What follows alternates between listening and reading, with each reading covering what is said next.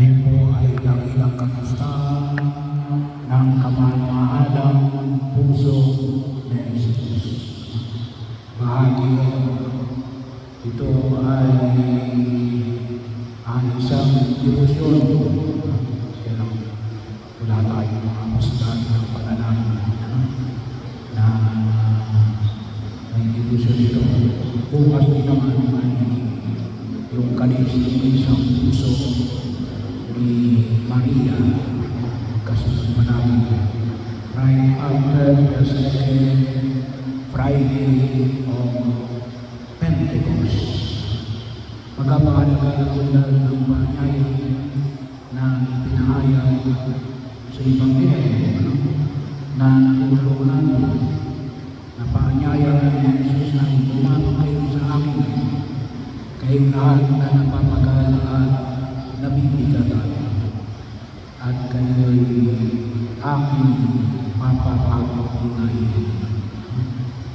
Bahagi yun ang sana inanihan tayo ng kapala na ilapit natin sa Kanya ang ating mga dala-dala, mga mabibigat ng mga alalahanin, mga problema, mga umuulong sa ating isipan o maging sa ating katawan, ay idulog natin sa harapan ng pulong may kapal upang higit niya naman tayo na bibigyan ng kapahinaan. Una, nakita natin na ang Diyos na sa puso. Ito yung mahal na binibigyan ng ating pananampalataya. Ito ay pagtugon din sa isa sa mga tawagin natin ay heresies. Noong unang panahon na matawagin natin ay Catholicism, na ang Diyos daw natin ay ang Diyos na walang pakialam, na malamig, walang puso, walang damdamin. Kaya bahagi yun, may iba pang mga bahagi na ibigyan natin ng tinig, no? Yung kamay ni Jesus, bago na narawan din ng bahagi ng katawan ni Jesus, for healing. Pero hindi ito ay ito pinatawag natin mahal ng puso ni Jesus. Ito ay largely na pinauna ng imalagala ng mga isbita, ang mga Jesus. So sila yung bahagi na kung saan ang nananalig. Kaya din ako, yung tinatawag natin yung dating apostles of Christ, yung tinatawag natin yung itong mga nananalangin ay bahagi ng usapan pinagkunan natin ng sentro sa kamahal-mahalang puso ng Jesus. Tumututok sa kalagahan ng banal na sakramento sa altar. Kaya panyaya na kung saan ay nararamdaman ng Diyos ang ating mga salubong na unawaan niya.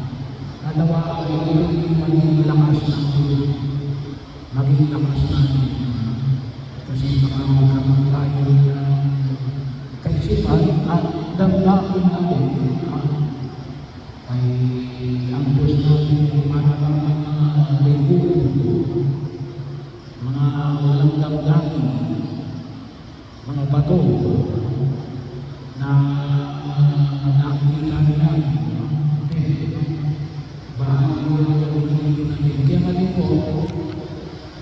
devotion na ito ay isang devotion ng Sunday lalo na yung devotion para sa kabanalan ng mga pari. Kaya po marami po yung devotion na ito na hindi ko tulong sa kabanalan ng mga pari kasi yung unang kabanalan ay nagsisimulang sa tinatawag natin kabanalan ng bawat isa, pero lalo-lalo ng mga pari. At yung kanyang patayan natin, lumapit tayo sa Jesus. Kasi naunawaan niya yung ating kananagalan. Nararamdaman niya. At sa nanaman po ay maramdaman din natin ang kanyang patuloy na pangalaga.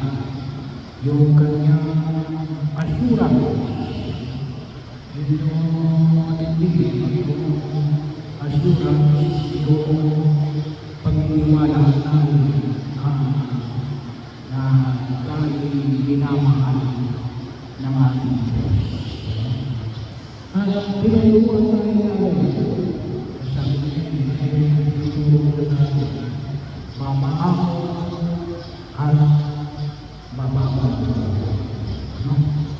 Kasi hindi natin maunawaan. Mahalo at mababaw. Kaya dapat sabi ng maraming tumisan, kapag mababaw ka, ay susceptible mo ng parang kamusunod. Pero di ko hindi natin maunawaan yung plano ng Diyos. Yung plano ng Diyos. At dito lang natin hindi na maunawaan yung bahagi natin na kung ano man yung pinagagawa ng pinagagawa ng sa amin.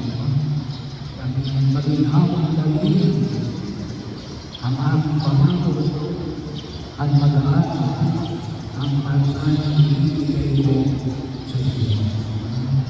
Paano maging magaan kinakailangan natin ng kababaan ng kalooban na sumunod sa kanyang Diyos. Bagaman maaaring tabag sa ating kalooban.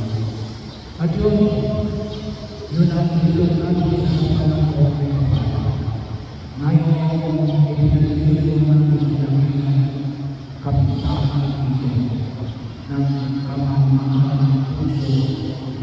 Naway, ang puso natin ay tunay na makaramdam ng